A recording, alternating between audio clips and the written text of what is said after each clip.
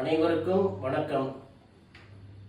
உங்களுடைய அன்பார்ந்த Mitra catering service வாடிக்கையாளர்களுக்கும் மித்ரா கேட்டரிங் சர்வீஸ் சார்பில் யூடியூப் வீடியோ சப்ஸ்கிரைபர் அனைவருக்கும் எங்கள் மித்ரா கேட்டரிங் சர்வீஸ் சார்பில் அன்பான எங்களுடைய மனங்கனிந்த இனிய பொங்கல் திருநாள் நல்வாழ்த்துக்கள்.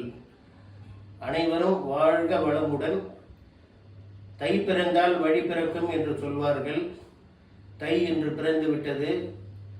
எங்கள் அன்பான வாடிக்கையாளர்கள் அனைவர் வாழ்விலும் நல்ல வழி பிறக்கட்டும். எங்கள் கேட்டரிங் சர்வீஸ் சார்பில் பிரார்த்தனைகள். நன்றி, வணக்கம்.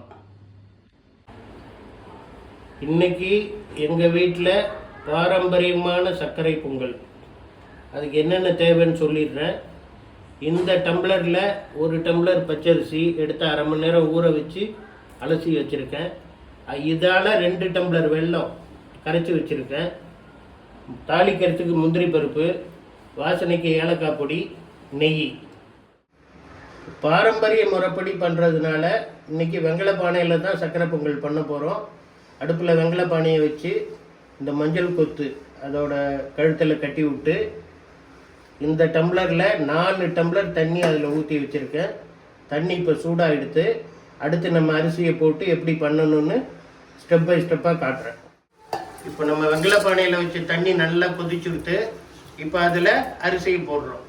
அரிசியை போட்டு நல்லா கிளறி கிட்டத்தட்ட 10 நிமிஷம் மேலே ஆகும் அரிசி குழையிறதுக்கு. அது வரைக்கும் நான் உங்களுக்கு என்ன பண்ணணும் எப்படி பண்ணணும்னு அடுத்தது காட்டுறேன். இப்போ அரிசி நல்லா குழையட்டும்.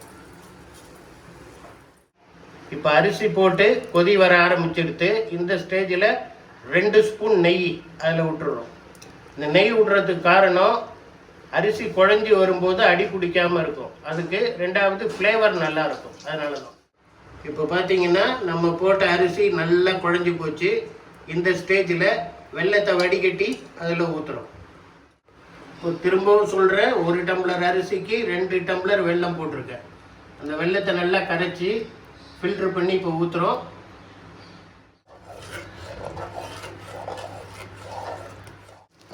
இப்போ வெல்லம் போட்டு நல்லா கொதிக்குது. இந்த ஸ்டேஜில் 1 ஸ்பூன் ஏலக்காய் தூள் போட்டு நல்லா கிளறி விட்டு இன்னும் 2 நிமிஷம் கொதிச்சதுன்னா வெல்லத்தோட பச்சை வாசனை போயிடும். அதுக்கப்புறம் நம்ம இறக்கி வச்சு தாளிப்பு கொடுத்துக்கலாம். இப்போ நம்ம சர்க்கரை பொங்கல் வெல்லத்தோட பச்சை வாசனையெல்லாம் போக நல்லா கொதிச்சாச்சு. இதுக்கு ஒரு தாளிப்பு. தாளிக்கிற கரண்டியில் நெய் ஊற்றிருக்கேன். அந்த நெய்யில் முந்திரி பருப்பு போட்டுட்டு இந்த தாளிப்பு அதில் கொட்டிட்டு ஒரு சின்ன பீஸ் பச்சை கற்பூரம் இருக்குது, அதையும் நசுக்கி அதில் போட போகிறேன்.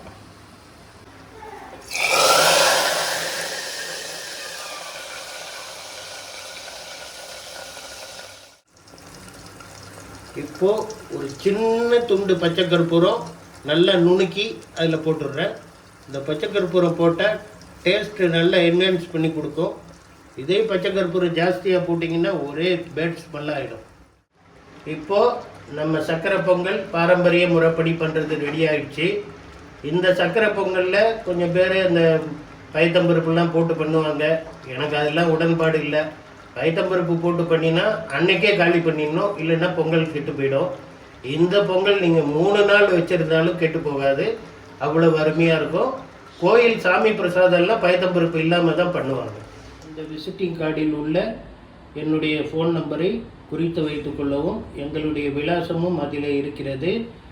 மிகப்பெரிய முகூர்த்த வேலைகள், மிகப்பெரிய மண்டபத்து வேலைகள் எதுவாக இருந்தாலும் ஆயிரக்கணக்கான நபர்களுக்கு மேல் சிறந்த முறையில் சமையல் செய்து தருகிறோம்.